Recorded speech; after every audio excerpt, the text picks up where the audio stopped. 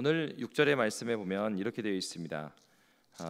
우리는 무교절 후에 빌립보에서 배로 떠나 닷새만에 드로아에 있는 그들에게 가서 이레를 머무니라.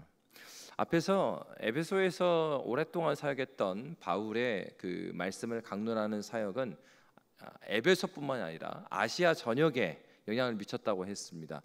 그래서 사실은 이제 그 오늘 본문에 나와 있는 이 드로아에서 그 바울이 찾아가서 먼저 복음을 전했던 것은 아닌데, 그럼에도 불구하고 그의 제자들이든지 아니면 복음을 들었던 누군가가 이곳에서도 복음을 전했죠. 그러니까 바로 이제 드로아에 딱 가서 그가 이제 거기에서 복음을 전하는 것입니다. 그래서 그 드로아 성을 떠나기 전에, 그러니까 날이 얼마 남지 않았으니까 이제 바울은 그곳에서 복음을 전했습니다. 7절에 보면 강론할세 이렇게 말하고 있어요. 근데 우리가 이 사건은 굉장히 잘 알고 있습니다. 이 사건은 어떤 사건이었습니까?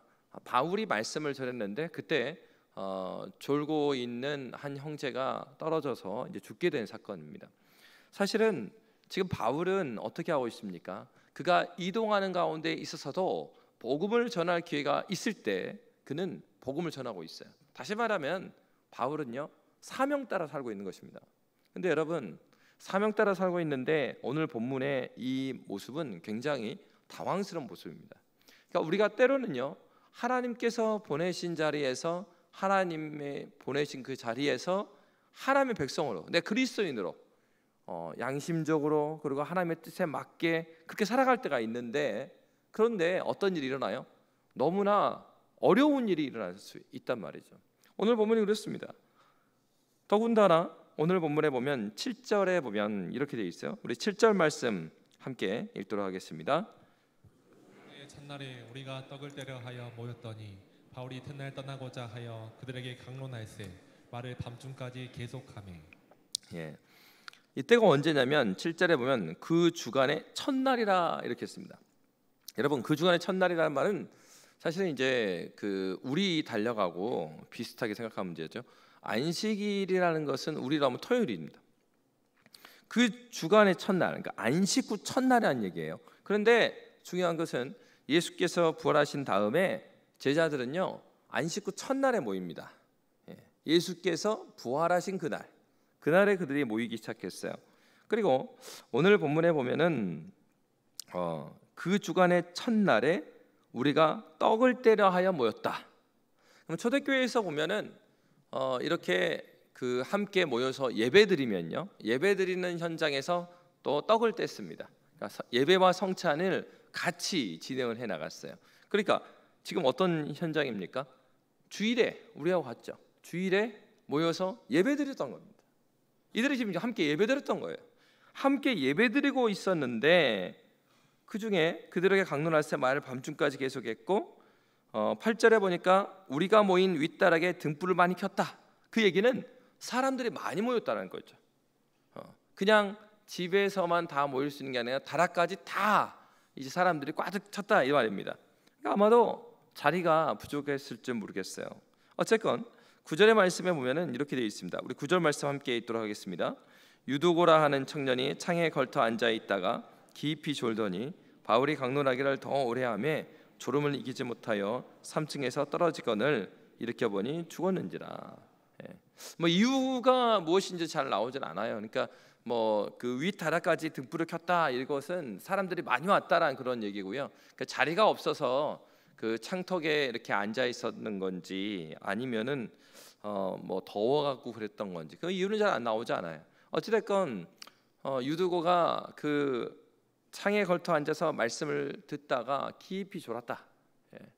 그래서 여러분 이제 이런 말씀 보면은 예배 시간에 졸면은 위험하다, 이렇게 이제 적용을 하시면 조금은 곤란하고요. 뭐 그런 본문은 아니에요. 지금 뭐 그것에 대해서 얘기하려고 하는 본문은 아니고, 어떤 얘기를 하고자 하는 것입니까? 지금 중심은 바울의 사명대로 살아간 삶에 있어요.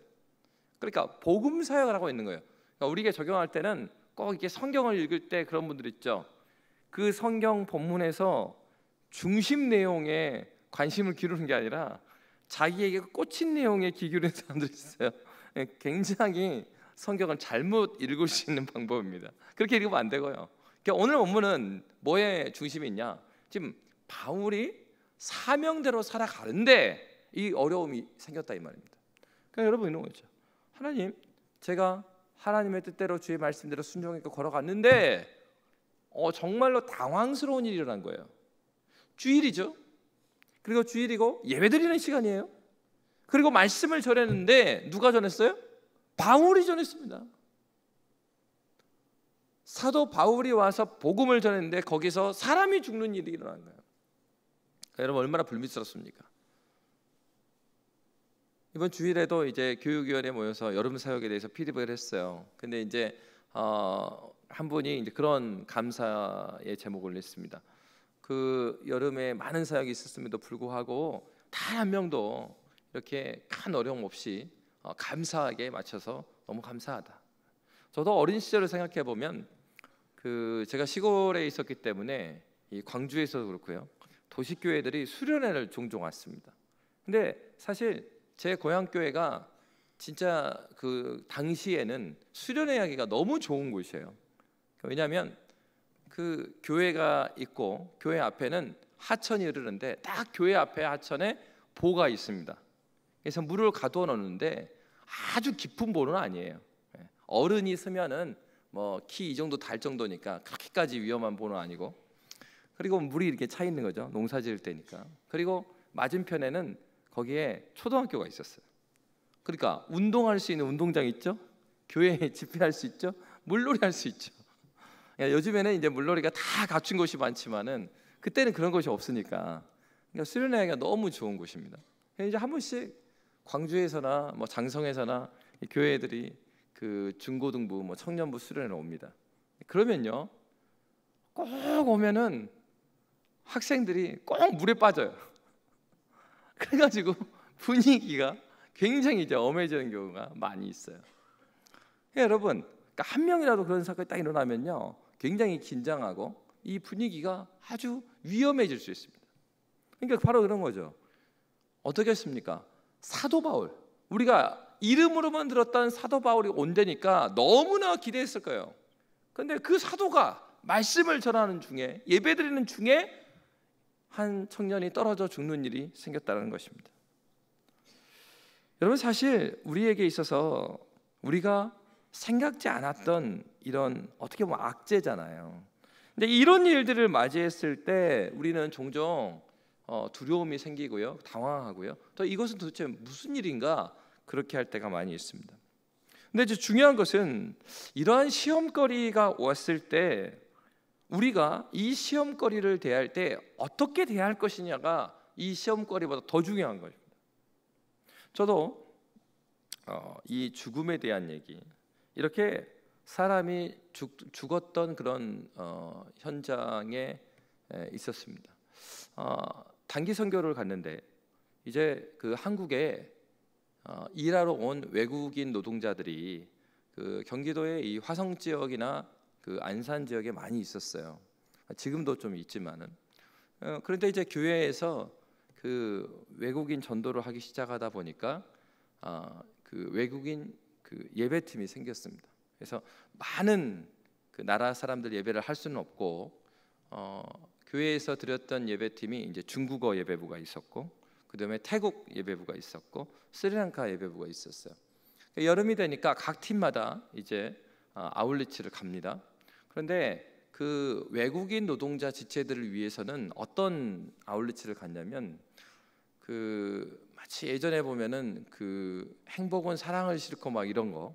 그래서 외국인들 노동자를 위해서 예전에 공영방송에 보면 이 친구들이 일하는 모습들을 카메라에 담고 이 친구들의 메시지를 가지고 그 고향에 가서 찾아가서 그 부모님한테 그거 보내주고 뭐 보여주고 선물을 주는 그런 프로그램이 있었어요.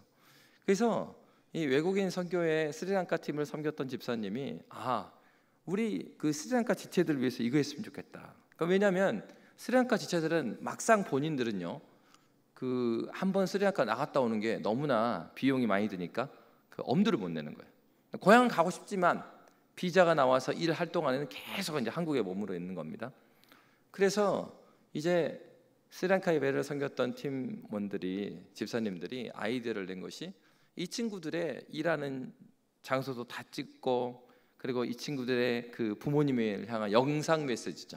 영상 메시지를 다 찍고, 이 친구들이 준비한 선물, 그리고 팀에서 준비한 선물을 가지고 이 스리랑카에 갔어요. 가서 이제 어떤 식으로 복음을 전하냐면, 그렇게 되니까 어떻게 되냐면, 그 당시에 사실은 스리랑카가 내전이 있었어요. 내전이 있어서 굉장히 어려운 시기여서 일정 지역은 외국인이 들어갈 수 없었던 상황입니다. 그런데도 자녀들이, 그 친구들, 자녀들이 한국에 가서 얼마나 일을 잘했으면 얼굴이 하얀 친구들이, 못 알아들으시죠? 우리가 얼굴이 하얘요. 우리가 단체로 한 20몇 명이, 애기들까지 해가지고 몰려와갖고 거기서 이제 그 친구가 어떻게 지내는 걸 보여주고 선물을 주고 그렇게 하는 거예요. 그러니까 마을마다 방문을 합니다. 마을마다 방문해서 여기 당신 아들이 보내준 메시지가 있다, 영상을 보여주고, 그리고 이제 선물을 주고, 그런 다음에 이 아들이 전해준 메시지와 함께 우리도 당신에게 할 얘기가 있다. 그럼 보통 다 이야기하라고 합니다. 그러면 그때 뭐 하냐면, 그때 뭐 하겠어요? 그때 복음을 전하는 거예요. 아주 자연스럽게. 그러니까 사실은 어떻게 되냐면, 들어갈 수 없는 지역도 그 아들들의 친구니까 다 들어갈 수 있는 거예요. 그러니까 일반적으로 아울리치로 가면은 들어갈 수 없는 지역까지 다 가게 됩니다. 그러니까 마을을 딱 가게 되면요, 거기서 선물 주고 또 하면은 마을 입구부터 동네 사람들이 막 몰려옵니다. 예전에 저 어렸을 때 보면은 성경학교 한다고 그러면 뭐 도시에서 선생님들이 오거나 전사님이 오셔갖고 성경학교 해줬거든요, 시골에서. 그러면은 사투리를 쓰지 않는 얼굴이 하얀 서울 말을 쓰는 전도사님이 애들아 교회 온 막 이러면은, 우와, 야, TV에 나온 사람들이 나왔어. 시골에 동네 애들이 그냥 다 몰려와요. 그러니까 가서 딱 그런 거예요. 그러니까 그 친구의 마당까지 가는 와중에 걸리는 애들은 다 따라오는 거, 이렇게.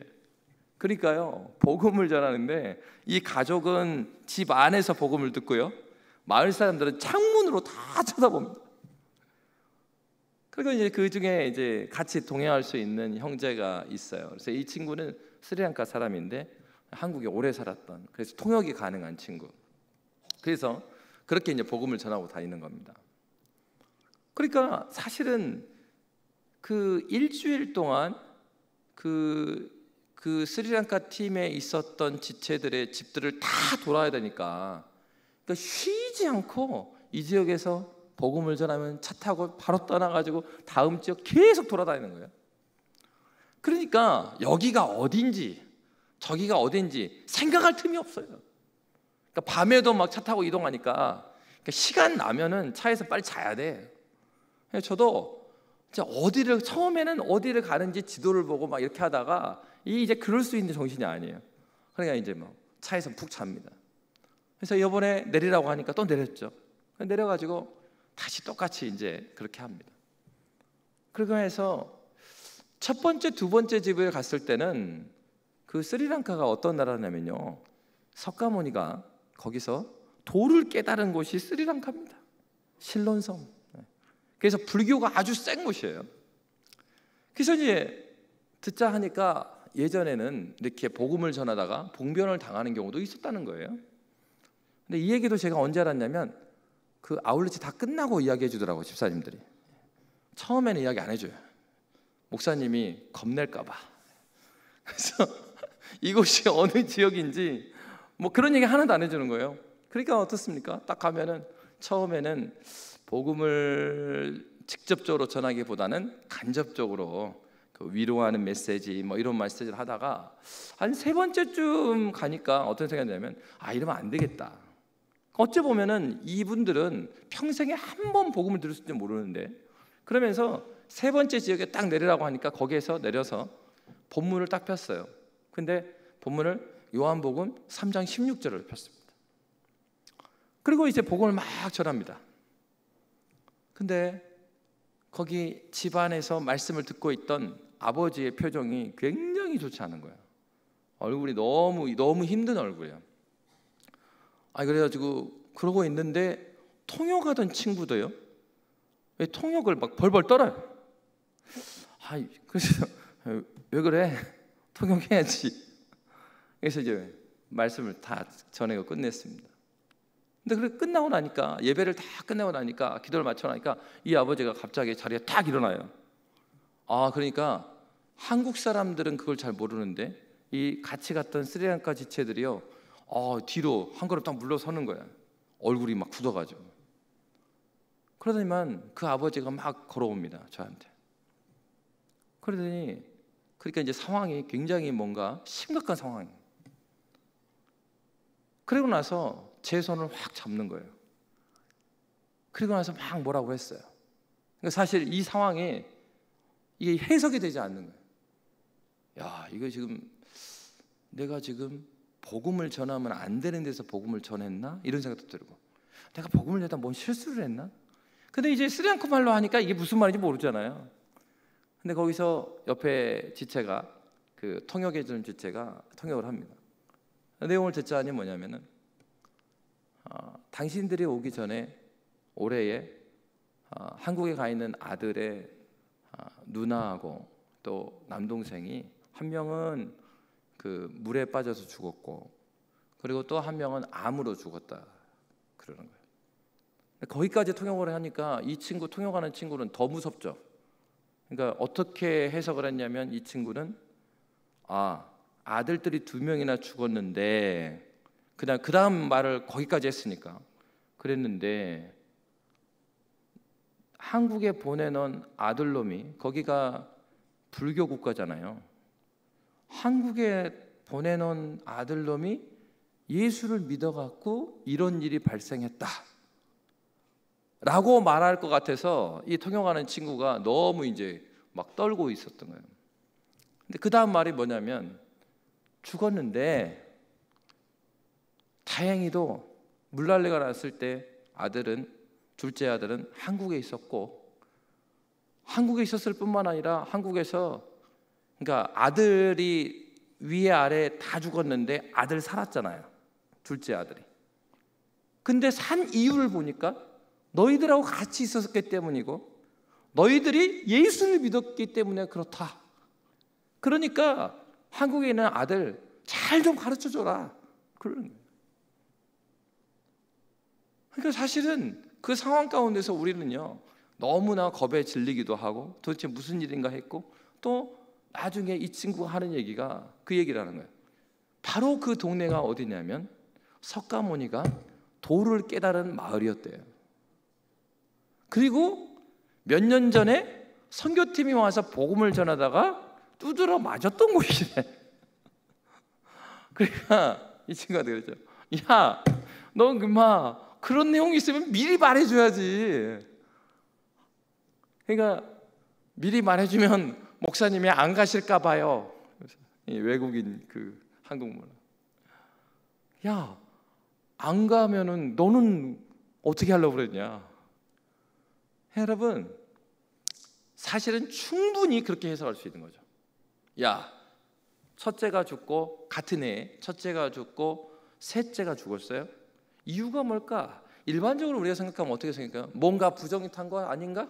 그러면 부정 탈 만한 게 뭔가? 그럼 둘째 아들이잖아요.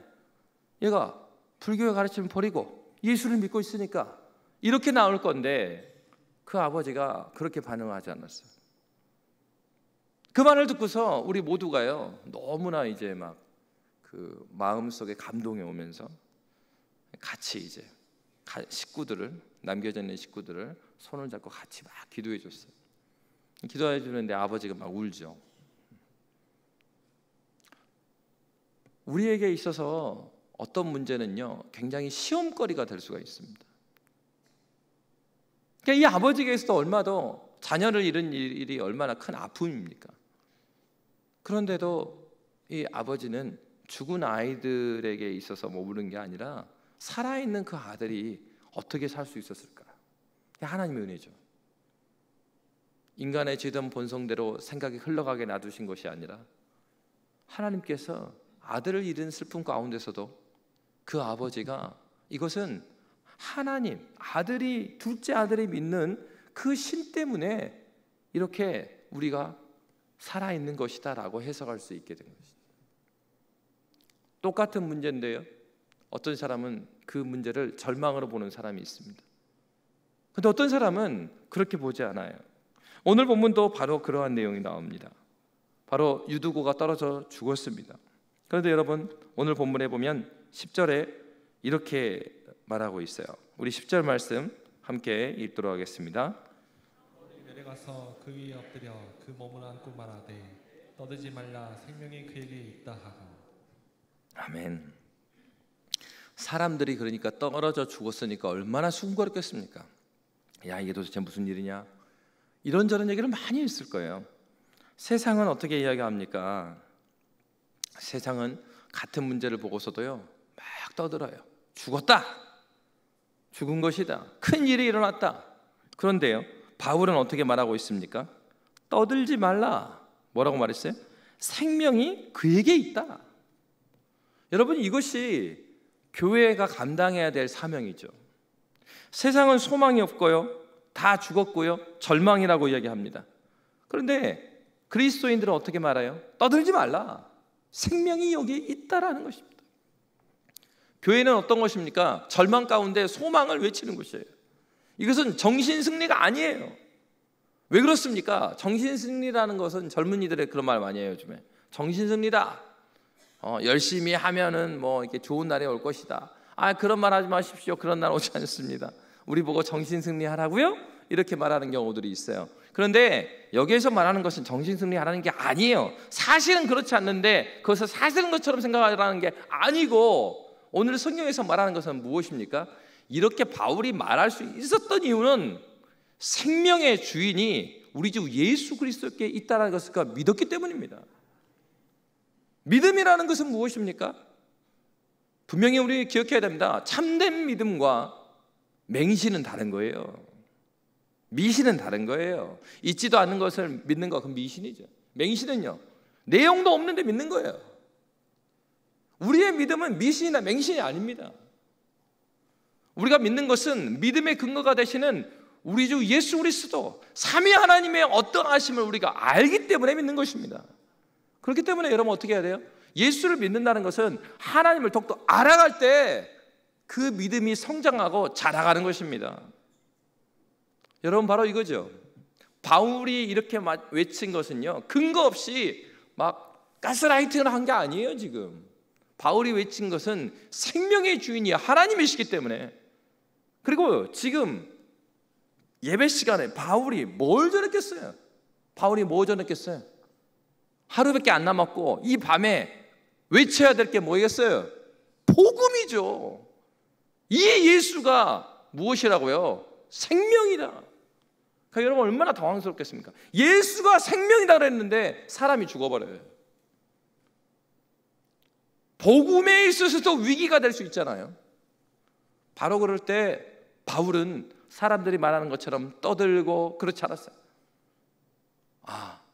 지금 이게 어떻게 일어나는 겁니까? 바울이 잘못한 건가요? 아니면 거기에 모였던 예배위원들이 잘못한 걸까요? 아니죠. 누가 잘못한 게 아니에요. 여러분, 때때로 우리는 이러한 어려움을 당한다고요. 애매히 당하는 고난. 내가 만들어낸 것도 아니에요. 우리 지체들이 만드는 그런 어려움도 아니에요. 그런데 어려움이 왔어요. 그럼 그럴 때 무엇을 생각해야 되겠어요? 하나님의 역사의 주인 되신 하나님의 섭리 가운데 우리가 있다는 사실을 기억하시기 바랍니다. 우리가 저지른 것도 아니에요. 사람들이 한 것도 아니에요. 그러면 이것은 역사를 주관하고 계시는 하나님의 뜻이 있는 거예요. 바울은 그걸 본 거죠. 그가 복음 메시지를 전하고 생명을 전하고 있는데 사람이 죽는 일이 일어났어요. 그러면 역사의 주인 되시는 하나님께서 이 복음을 듣지 못하게 하시기 위해서 이 일을 허락하셨는가? 아니죠. 바울은 하나님의 크신 뜻을 바라봅니다. 그리고 담대하게 선포하는 것이죠. 떠들지 마라. 아직 생명이 그에게 있다. 하나님께서는 이 믿음의 고백을 들으셨습니다. 교회는 어떠한 것입니까? 많은 사람이 절망을 이야기할 때 그리스도 예수를 아는 지식에 근거해서 소망을 외치고 생명을 선포하는 것, 그것이 바로 그리스도인이고 그것이 바로 교회인 줄 믿으시기 바랍니다. 오늘 본문은 이렇게 말하고 있습니다. 바로 그렇게 해서 유두고는 다시 살아납니다.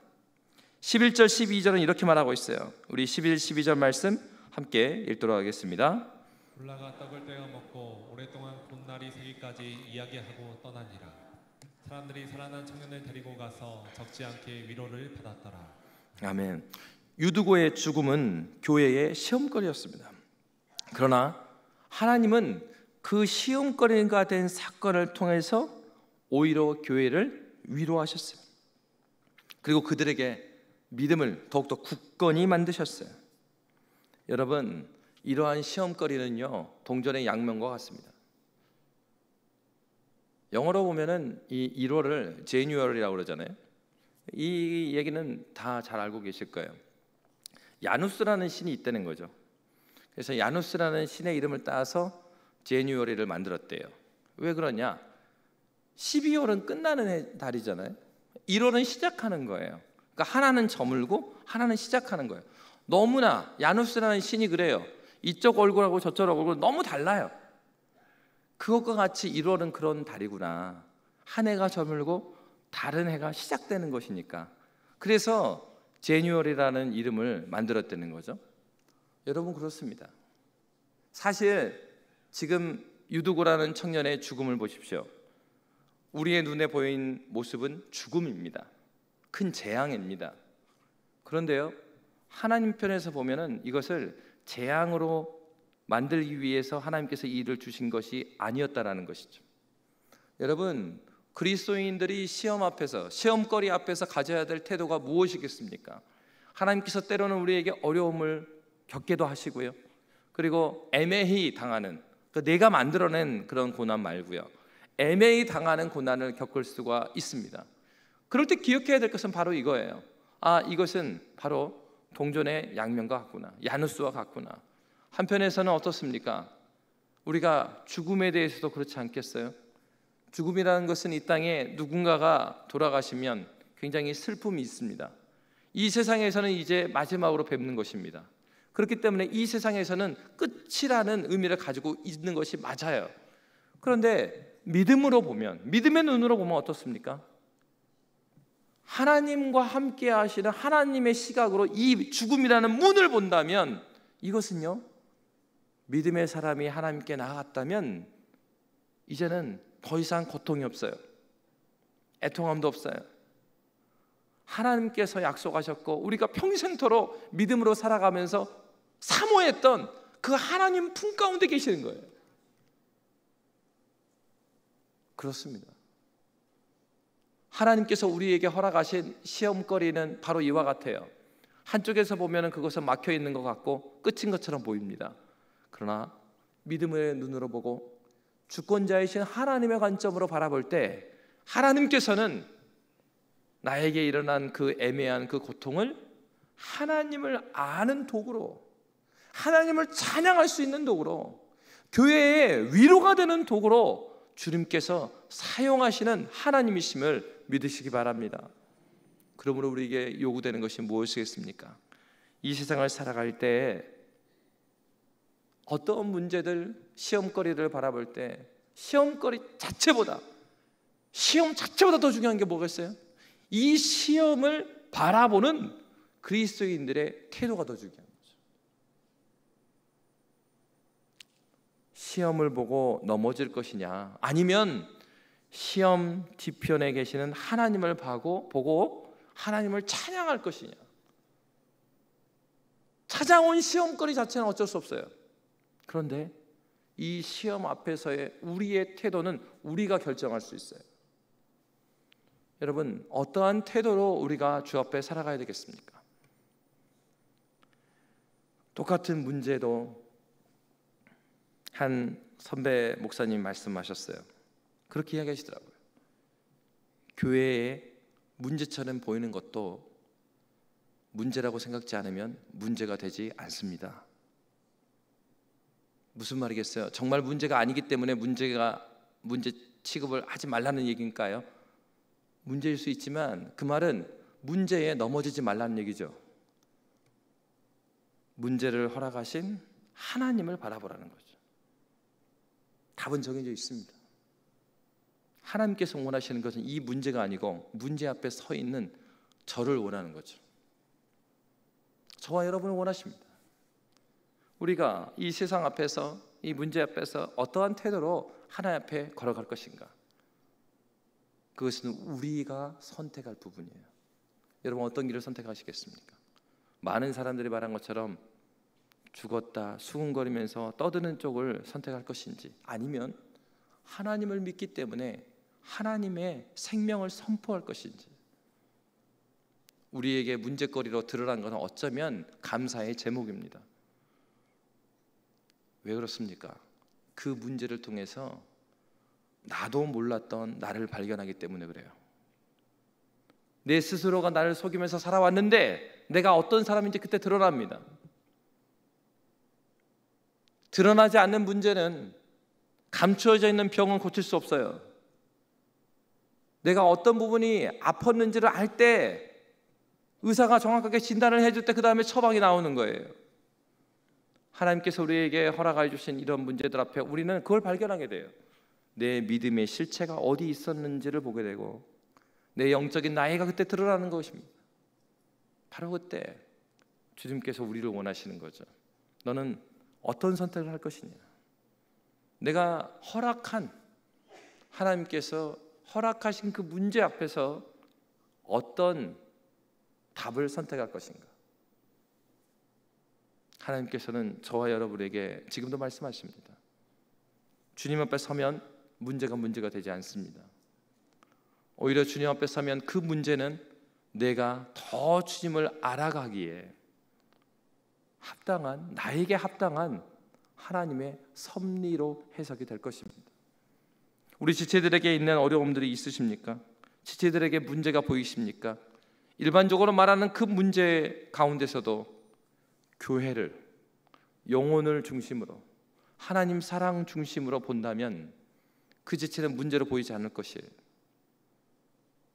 사랑은 허다한 죄를 덮습니다. 그 수많은 죄도 성부 하나님의 그 사랑과 그리스도 예수의 은혜로 다 녹아지는 것이죠.